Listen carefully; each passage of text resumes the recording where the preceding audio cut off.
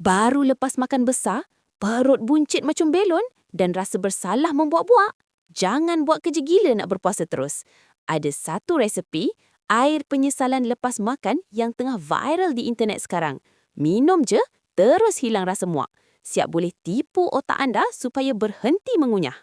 Dengar sini, air ni bukan ubat kurus ajaib yang bakar lemak. Bila anda makan terlalu masin dan berminyak, badan akan dehidrasi. Waktu inilah air kelapa asli bertugas menyerap air dan membuang lebihan natrium, garam, secara menggila. Gabungan susu soya dan serbuk matcha pula memberikan rasa kenyang yang sangat kuat.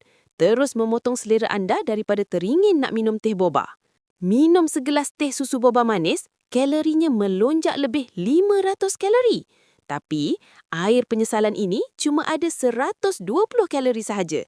Ia bukan saja melegakan perut anda, malah tak akan menempel jadi lemak. Hari kedua lepas makan besar, gunakan air ini untuk gantikan sarakan manis anda. Ini akan memutuskan terus rantaian kegemukan tersebut. Cepat salin resepi ni.